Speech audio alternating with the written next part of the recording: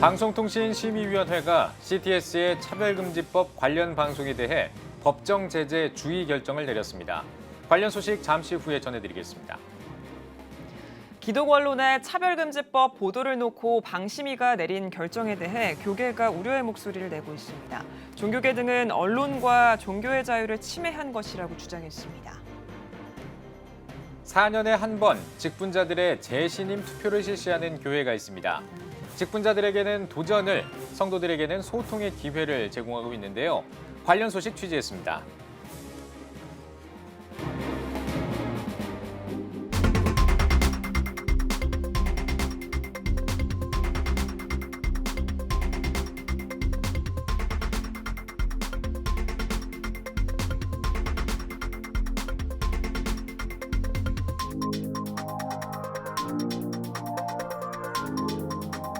시청자 여러분 안녕하십니까? 11월 10일 CTS 뉴스입니다. 방송통신심의위원회가 CTS 기독교TV가 방송한 포괄적 차별금지법 관련 프로그램에 대해 법정 제재인 주의 결정을 내렸습니다. 방심위는 공정성 조항 위반이라는 이유를 밝혔습니다. 최대진 기자입니다. 방송통신심의위원회는 9일 전체 회의를 열고 CTS가 포괄적 차별금지법 통과 반드시 막아야 한다는 주제로 지난 7월 1일과 4일 방영했던 긴급대담 프로그램에 대해 법정 제재, 주의를 결정했습니다. 또한 이날 방심위는 극동방송의 AM 라디오 프로그램 행복한 저녁, 즐거운 라디오에 대해서도 주의 결정을 내렸습니다. 결정에 앞서 CTS와 극동방송 측은 전체 회의에서 추가 의견 진술 절차를 요구했지만 9명의 심의위원 중 7명의 심의위원이 특별한 추가 증거 자료가 없다며 추가 의견 진술 요구는 거부했습니다. 심의위원들은 1시간가량 논의 끝에 심의위원 7명은 법정 제재 주의를, 2명은 문제없음을 주장했고 결국 법정 제재 주의를 결정했습니다. 방심위원들은 종교방송이라는 채널 특성을 감안해도 객관성과 균형성을 갖추려는 노력이 부족했다며 결정 사유를 밝혔습니다. 한편 방송심의 소위원회는 지난달 21일 CTS의 차별금지법 관련 방송에 대해 공정성 조항 위반이라며 경고 결정을 한 바 있으며 지난달 28일에는 극동방송에 대해서도 차별금지법 관련 방송에 대한 법정 제재 경고를 결정한 바 있습니다. CTS 뉴스 최대진입니다. 기독 언론을 대상으로 한 이번 방송통신심의위원회의 결정을 두고 논란이 이어지고 있습니다. 기독 언론은 언론과 종교의 자유를 침해한 부당한 결정이라고 주장하고 있습니다. 김인혜 기자가 취재했습니다. 기독 언론에 대한 방송통신심의위원회의 처분에 대해 교계를 비롯한 각계각층의 우려가 확산되고 있습니다. 한국교회 언론회 등은 즉각 논평을 내고 방심위를 정면 비판했고 일반 언론들도 사설을 통해 기독교 방송과 언론에 재갈을 물리는 행위라고 비판했습니다. 또 진정한 평등을 바라며 나쁜 차별금지법을 반대하는 전국연합, 복음법률가회 등 기독교 시민단체들은 규탄대회를 열고 CTS와 극동방송에 내린 징계 결정을 즉각 철회할 것을 촉구했습니다.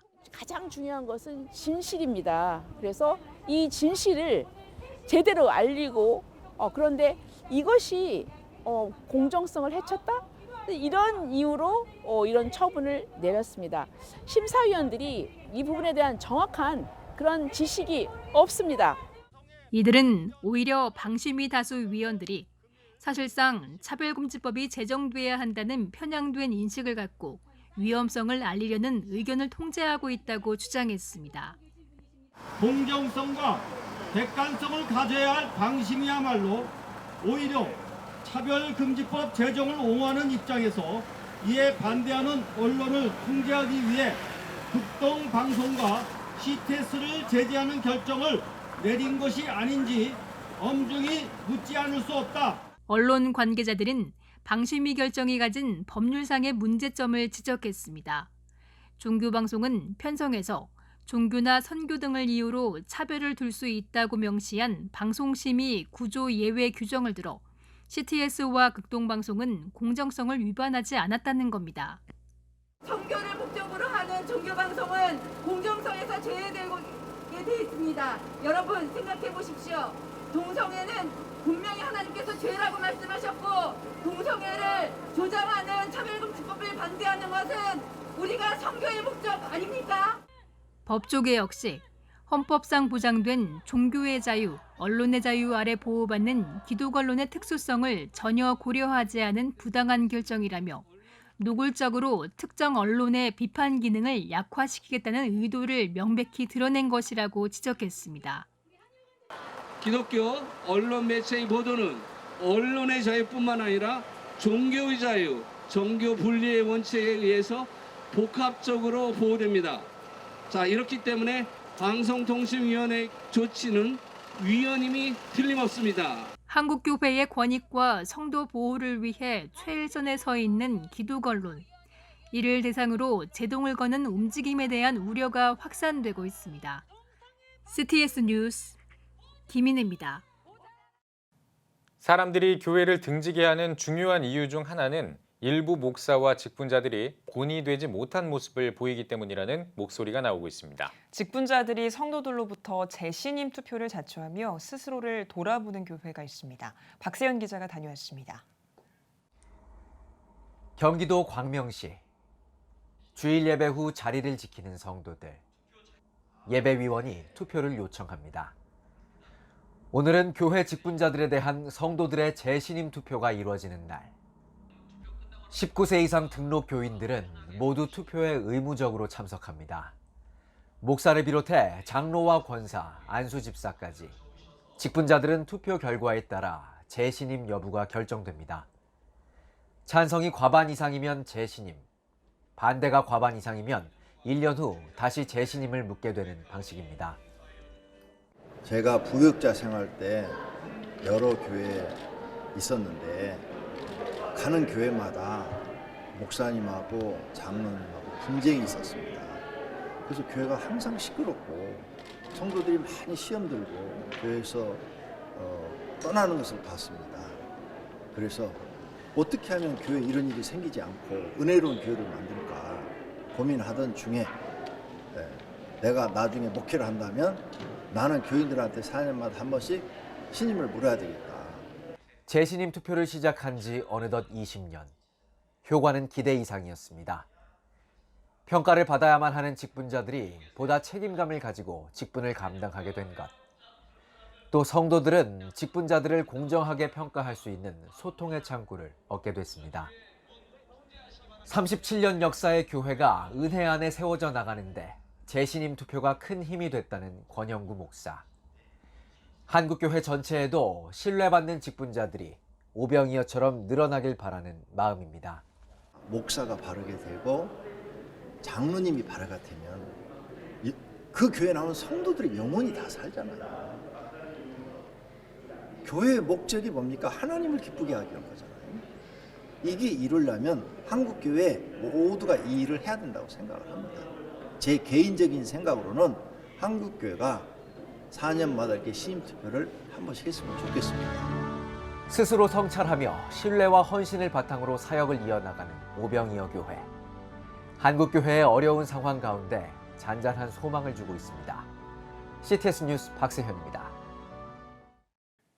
한국기독교 장로회가 105차 총회를 속회했습니다. 청주에서 열린 총회에서는 아카데미 하우스 매각을 원점에서 논의하기로 했습니다. 전광훈 목사 이단성은 추후에 논의를 이어가기로 했습니다. 포괄적 차별금지법에 대해서는 공청회를 개최해 다양한 의견을 듣기로 결의했습니다. 한국여신학자협의회가 창립 40주년을 맞아 감사 예배와 축하 행사를 개최했습니다. 세상을 바꾸는 여신협을 주제로 열린 기념행사에서 설교를 전한 한국여성신학회 최만자 전 회장은 앞으로도 한국교회 문제를 직시하고 여성 해방의 영성으로 사회와 소통하고 성평등을 이루며 사회적 약자를 위해 더욱 노력하자고 전했습니다. 이어진 축하 행사에서는 여신협에 헌신한 행적을 기념하기 위해 공로상 수여의 순서가 진행됐으며 여신협의 과거와 현재를 돌이켜보고 미래를 전망해보는 강연의 시간도 마련됐습니다.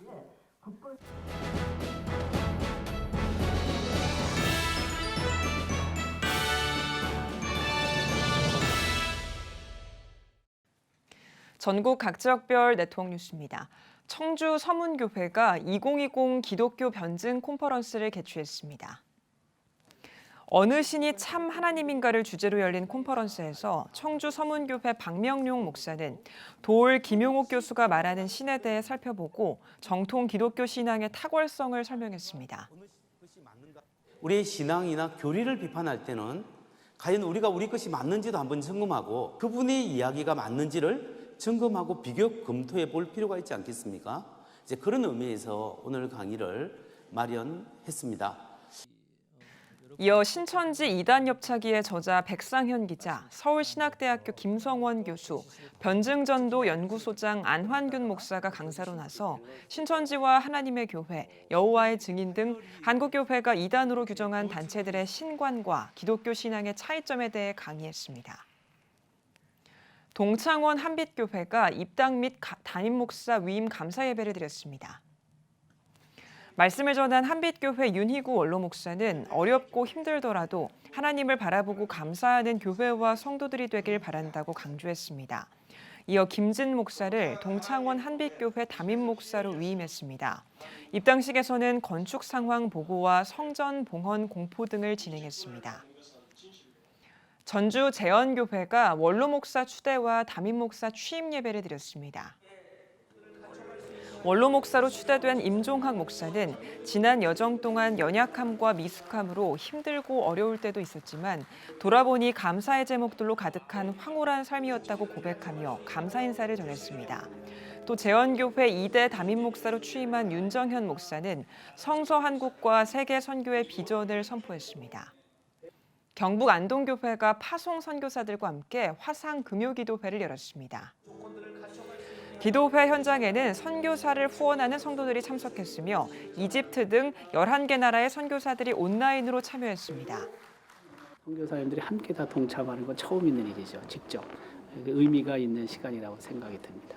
앞으로 계속 우리 파송한 선교사님이나 협력하는 선교사님들과 함께 온라인으로 기도회뿐만이 아니라 그 사역을 함께 나누는 소식을 듣는 이런 시간을 계속 진행하려고 합니다.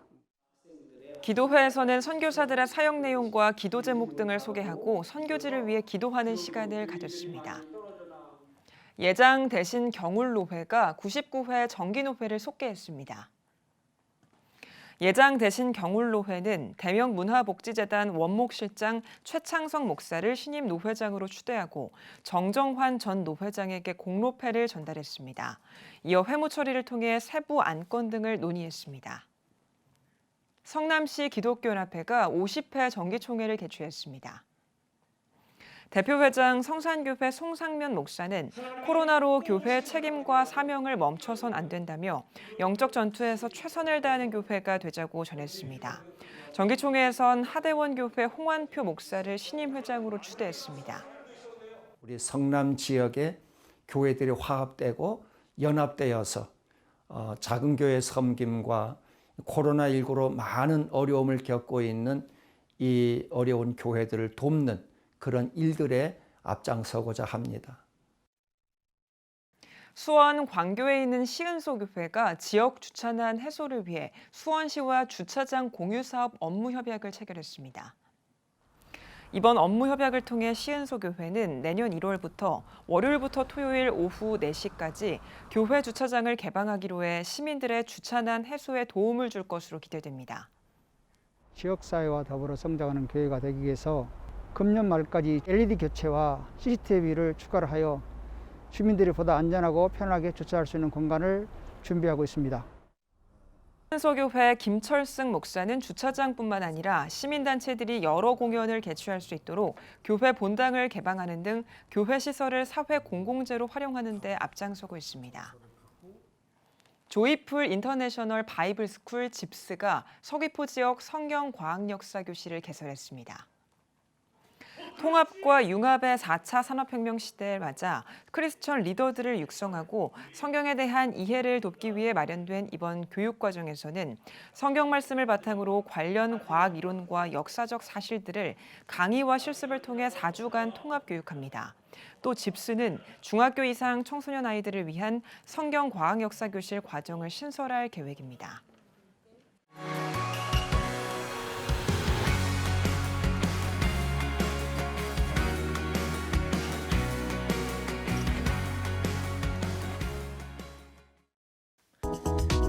한 주 동안의 주요 뉴스를 살펴보는 소셜 브리핑 크리스천을 위한 세상북입니다. 미국 대통령 선거에서 조 바이든 민주당 후보가 승리했습니다.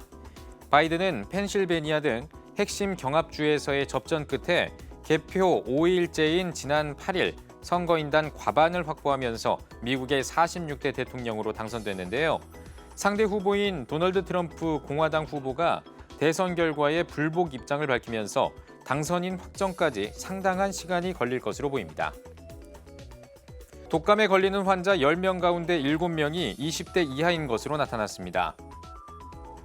국민건강보험공단이 발표한 자료에 따르면 독감 진료를 받은 건강보험 환자 가운데 20대 이하 환자가 약 70%로 가장 많았는데요. 전문가들은 20대 이하 연령에서는 어린이집과 학교 등 단체 생활을 하는 인구가 많아 전파가 잘 일어나는 것으로 보인다며 백신 접종과 개인 방역 수칙 준수가 중요하다고 전했습니다. 육군이 군 최초로 하늘의 응급실이라고 불리는 의무 후송 전용 헬기를 도입했습니다. 총 8대인 의무 후송 전용 헬기는 용인과 포천, 양구에 배치해 운용할 계획입니다. 국산 헬기 수리온을 기반으로 개발된 국내 첫 의무 후송 전용 헬기에는 심실 제세동기와 산소 공급 장치, 의료용 흡입기 등 첨단 응급 의료 장비를 갖추고 있으며 6명까지 수송할 수 있습니다. 내년부터는 퇴직연금 예상 수령액을 한눈에 볼 수 있게 됩니다. 금융감독원은 퇴직연금 사업자들의 의견을 수렴해 퇴직연금 운용보고서 개편안을 확정하고 내년 1월부터 가입자에게 개별 발송할 예정입니다. 개편된 운용보고서는 납입 원금 대비 수익률과 펀드 보수, 55세 이후 예상연금 수령액 등을 담고 있습니다. 방탄소년단이 2020 MTV 유럽 뮤직 어워즈에서 4관왕에 올랐습니다. BTS는 빌보드 싱글 차트 1위에 올랐던 곡 다이너마이트로 베스트 송 상의 영예를 안았으며 베스트 그룹과 비기스트 팬, 베스트 버추얼 라이브 상도 수상하며 4관왕에 올랐습니다. 지금까지 소셜 브리핑 크리스천을 위한 세상복이었습니다.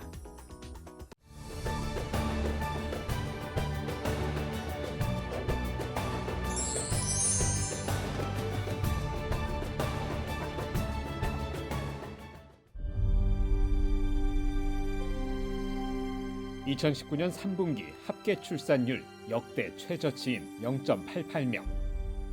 출생자보다 사망자가 많은 인구 자연 증가율 0%의 대한민국. 이제 한국교회가 나서야 합니다. 교회, 학교, 가정이 함께하는 교육 선교. CTS가 함께합니다. 다음 세대와 가슴 뛰는 세상을 열어갑니다.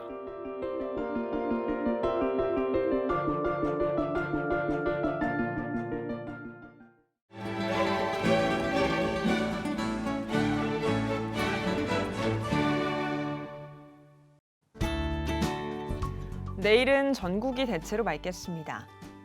아침 최저기온은 영하 1도에서 11도, 낮 최고기온은 11도에서 18도가 되겠습니다. 주간 날씨 해봅니다. 이번 주는 대체로 맑은 날씨가 이어지겠습니다.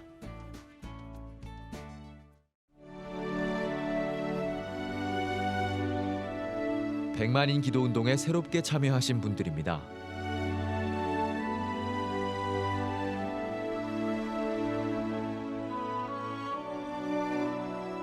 백만인 기도운동을 통해 보내주신 후원금은 국내는 물론 전 세계를 향한 CTS의 영상 선교 사역을 위해 소중하게 쓰이고 있습니다.